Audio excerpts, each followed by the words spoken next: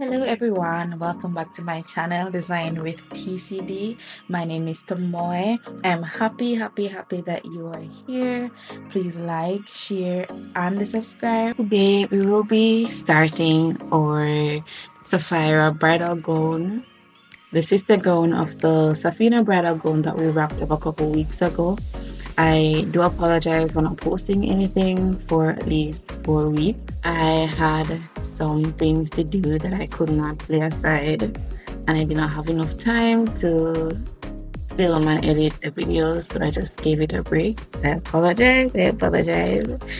But it was important to me and some sweet little babies that I am the director of. I direct the dance ministry at my church. So we had a competition at the end of April, and we had to just go all out for it with costumes and learning to dance and everything else that we had to do. So I could not multitask in that area. So I decided to just put my focus on the ministry. So we are here, and we will continue as best as possible with this Sapphira Bridal Gown. And here I am doing the bra cups, the custom bra cups. And as I said in the prep and cut video, it's basically the same processes. The only difference is the skirt and the top, the mesh insert in the center front of the dress, basically. So when the dress is finished, I will use the same top that I did, the same yoke overlay that I did for the Sapphina Bridal Gown for the Sapphira Bridal Gown, because it's the same basic idea.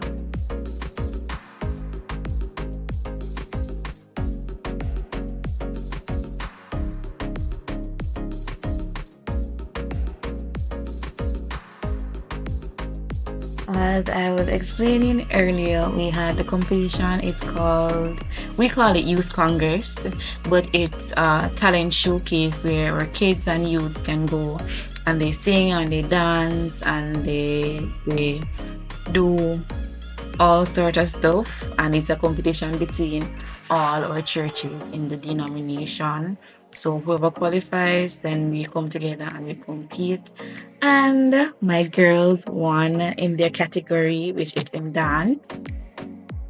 And I'm so proud of them for it, because they went out there and they did all that we taught them, and they just went out there and excelled far beyond, Lord, far beyond what we expected. And they made me cry. But that's for another day. Hopefully I can show you guys the costumes and such. But let's get back to the video. So I'm here inserting the bra cups, the handmade bra cups, the custom bra cups into the lining, the structure layer of the top, right? The one that will have the bone and everything. So we insert it in and I'll stitch it down to it so it does not shift about and move. I'll do that for both sides. Then I will overlay that layer, the structure layer, with a main layer, right? The one that will be shown on the outside. And I will do that for the back as well, just as I did for the Sapphina Bridal Gown.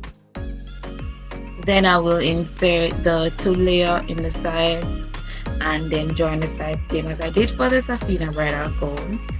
And I will continue in the same way. The only difference is when I am inserting the center illusion panel, and it's just stitching them on both sides to form the complete front.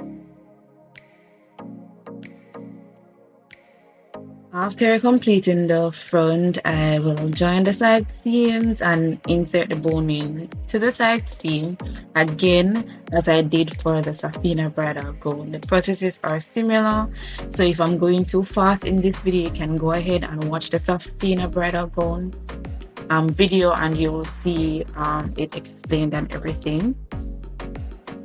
After that is done, I will attach the lining to the right and left of the illusion center panel, right? Because we would not want that part to be covered by anything or underlaid by anything. So that's how I did it.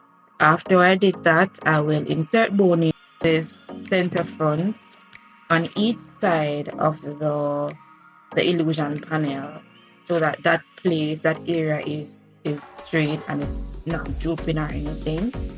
After which I will understitch the lining, right? Turn the allowance to the lining and then stitch close to the seam so it stays flat. I'll pin and then I will hem and I will press so that everything lays flat and smooth.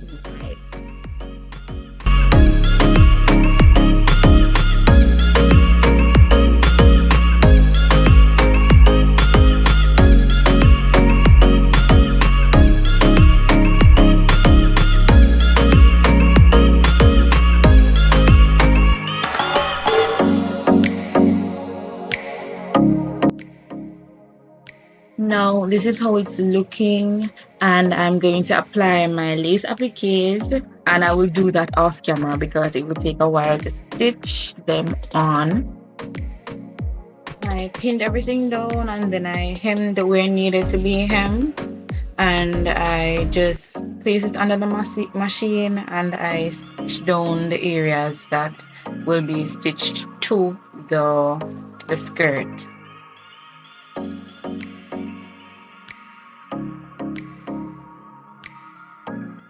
And this is how it's looking with the lace appliques on.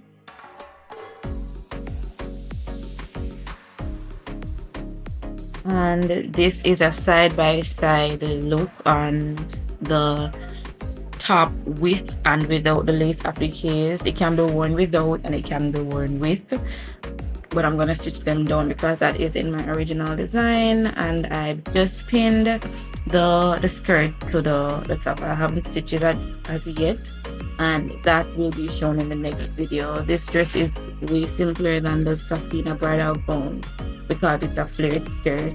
In the next video, I will attach the waistline, attach the lining, and then insert the zipper, hem the dress, and that's basically right. Thank you so much for watching. I hope that you will see me in the next video. I am grateful for your commitment. Thank you so much for watching. See you next time. Bye.